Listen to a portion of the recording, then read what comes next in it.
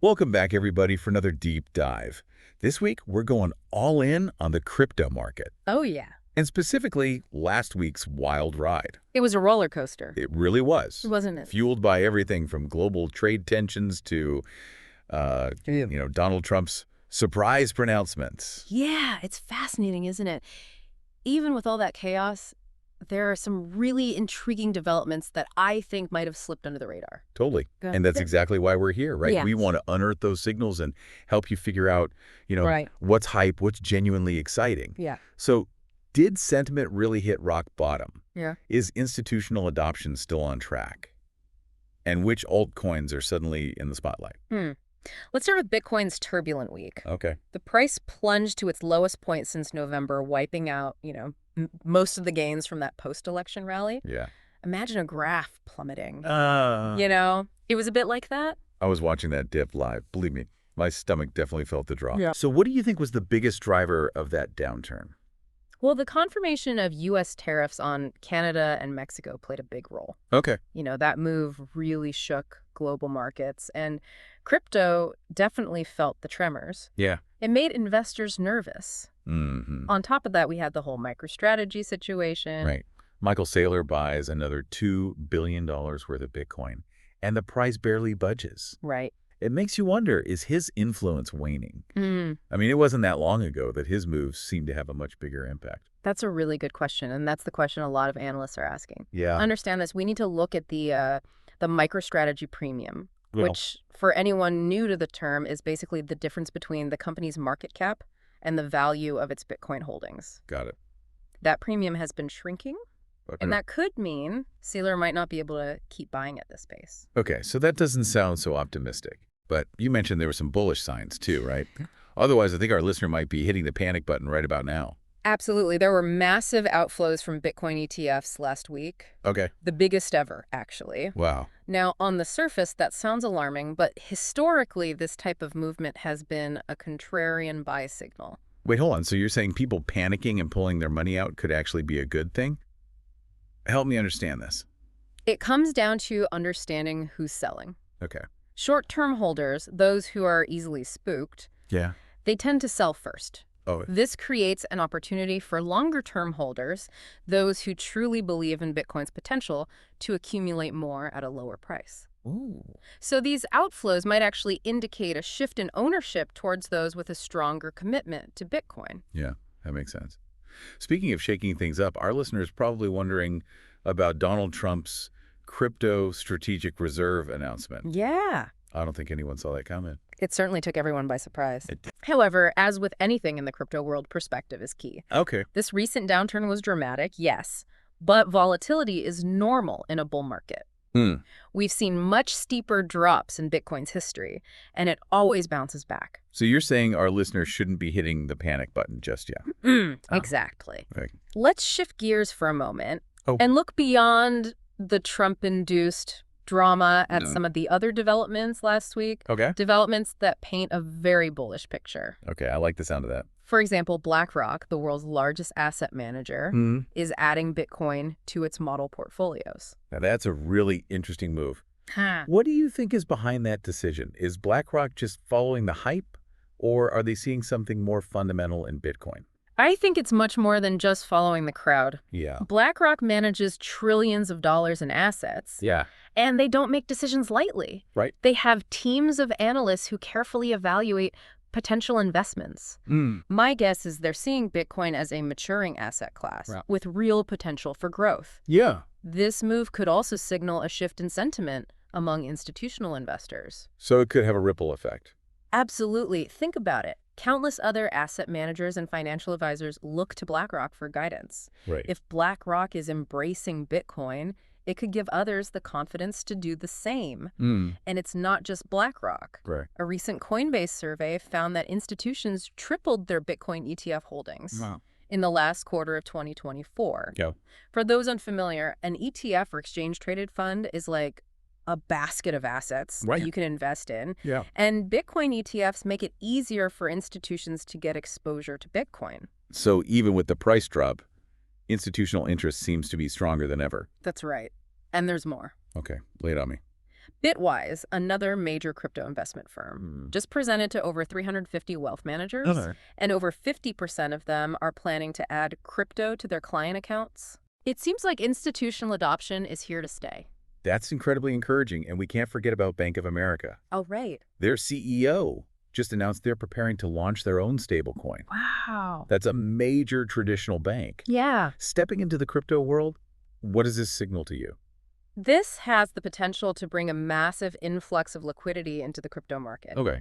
Imagine millions of bank customers seamlessly converting their dollars into stablecoins, Yeah. which, for anyone unfamiliar with the term, are cryptocurrencies, Right. designed to maintain a stable value, often pegged to the US dollar. Got it. Customers could then use those stablecoins to buy Bitcoin or other cryptocurrencies. Okay. That level of accessibility could be a game changer for mainstream adoption. Yeah, it sounds like the walls between traditional finance and crypto are slowly breaking down. Yeah.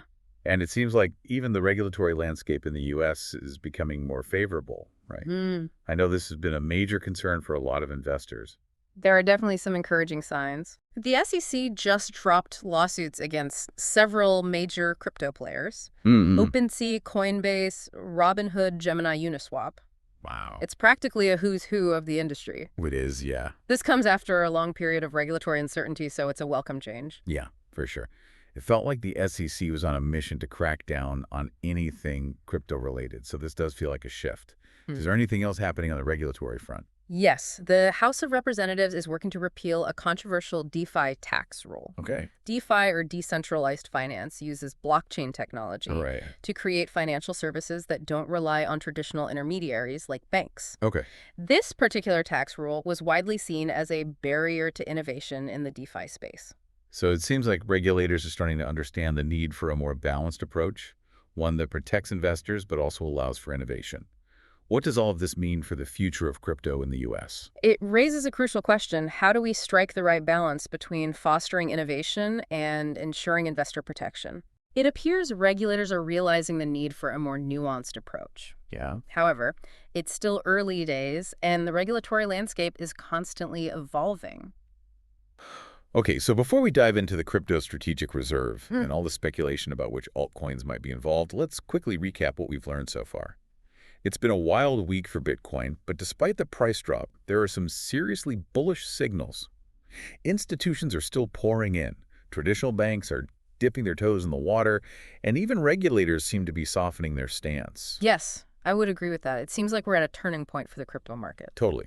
So let's move on to the topic everyone's buzzing about, Donald Trump's crypto strategic reserve. What are your initial thoughts on this? I have to admit, I'm a little skeptical. It's definitely a bold move, It is. and it has sparked a lot of debate. I think it highlights the growing recognition of crypto's importance on a global scale. Yeah. Governments around the world are trying to figure out how to respond to this emerging technology.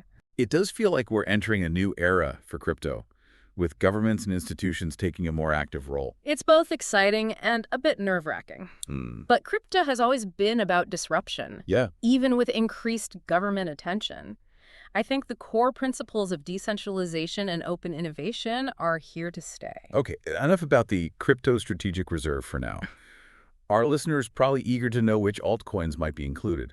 What are your thoughts? Well, there's been a lot of speculation, Of course. but it's important to remember that we're dealing with educated guesses here. Okay. However, some interesting patterns emerge when you look at the portfolios of Trump-affiliated entities and prominent U.S.-based projects. Okay, spill the beans. Which altcoins are topping the list? One name that keeps popping up is ONO, Oh, no. a real-world asset protocol, or RWA for short. Okay. For anyone who's not familiar, RWAs are essentially tokenized versions of real-world assets, like real estate or stock. ONO has strong connections to World Liberty Financial, a company known to be aligned with the Trump family.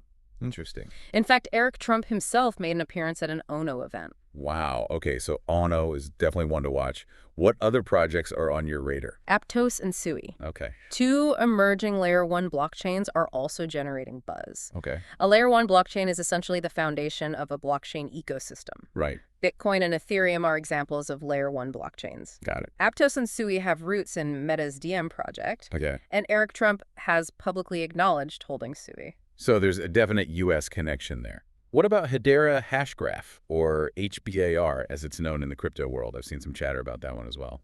There has been speculation linking HBAR to both the strategic reserve and a potential ETF approval. Okay. And the fact that it's a US-based project definitely adds to its appeal in this context. It seems like being American-made is a big plus right now. What about Litecoin?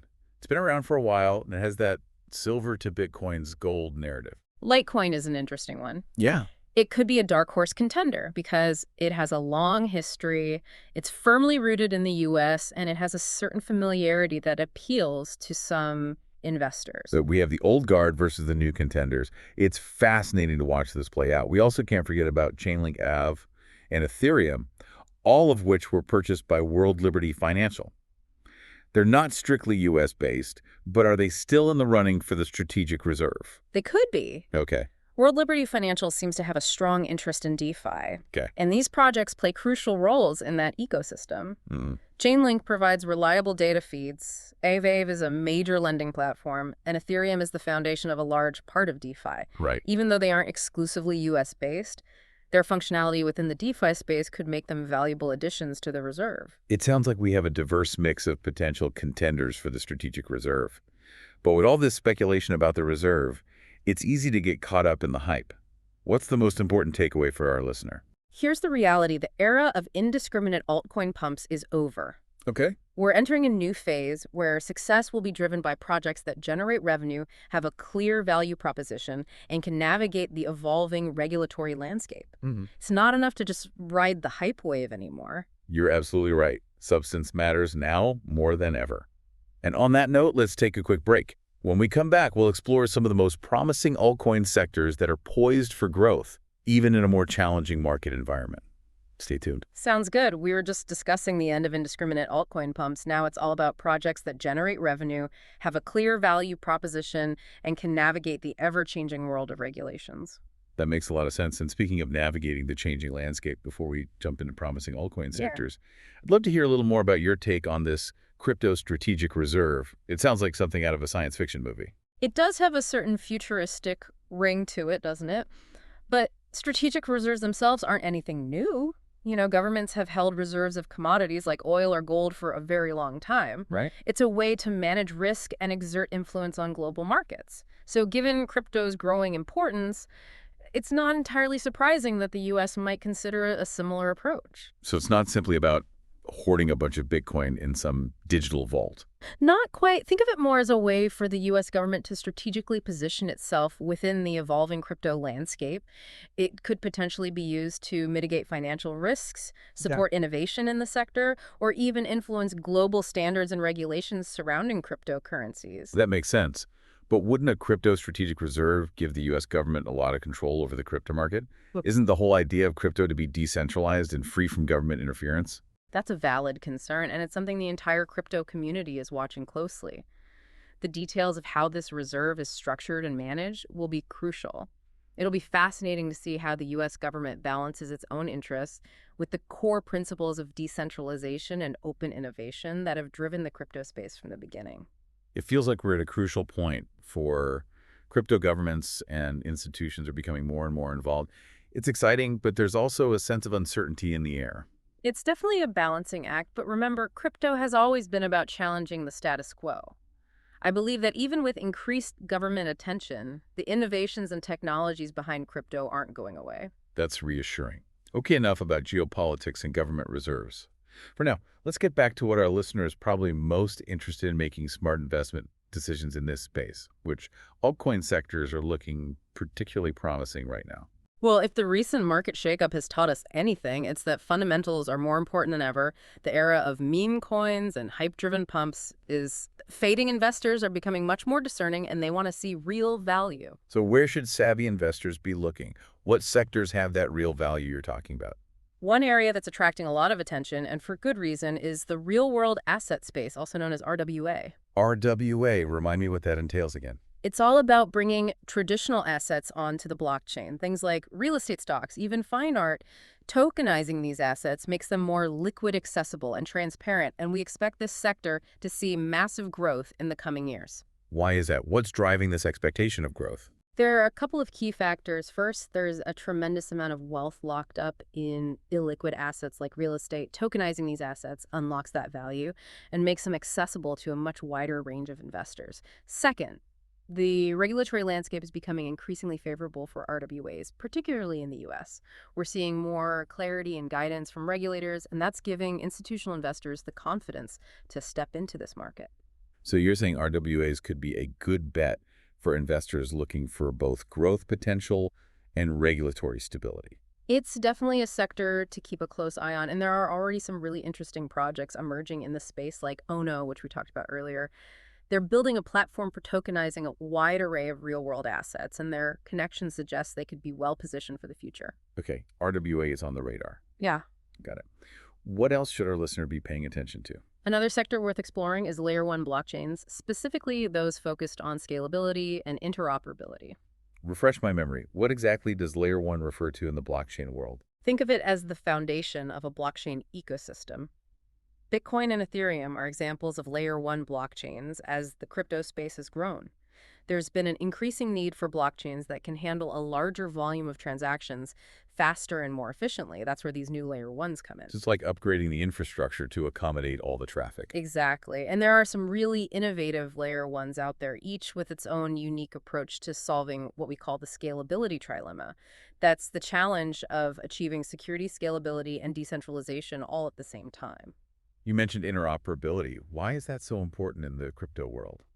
Because right now, the crypto world is still pretty fragmented. We have all these different blockchains operating in silos, which limits what developers and users can do.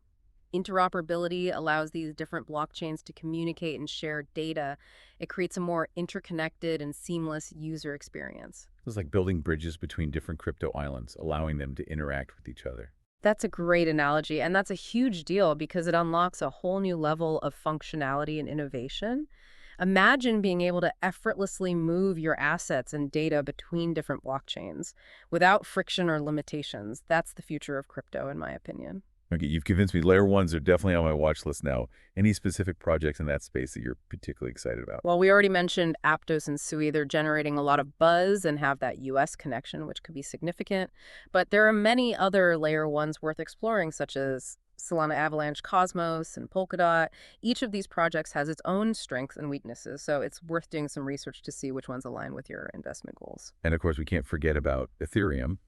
It's the original smart contract platform. Yeah. And it's just went through a major upgrade with the merge. How do you see Ethereum's role in the future of Layer 1s? Ethereum is absolutely still a major player. The merge was a huge milestone, moving the network to a more energy-efficient proof-of-stake consensus mechanism. But Ethereum still faces scalability challenges, which is why these newer Layer 1s are emerging as potential competitors.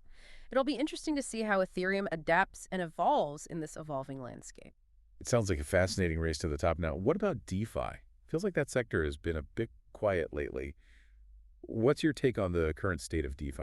DeFi is definitely still alive and well, but it's going through a maturation process. We're moving beyond the early days of yield farming and into a phase where DeFi protocols are focused on building real-world use cases and generating sustainable revenue. Can you give our listeners some examples of those real-world use cases? Absolutely. One area that's really interesting is decentralized lending and borrowing. We're seeing protocols that connect borrowers and lenders, directly cutting out the traditional middleman, like a bank, and offering more competitive rates. Another exciting area is decentralized insurance, which utilizes smart contracts to automate insurance claims and payouts. So DeFi is becoming more practical and less about chasing those sky-high yields we saw in the early days. Exactly. It's about building sustainable systems that provide real value to users, and that's what investors are looking for. So what's the best way for our listener to approach the DeFi space?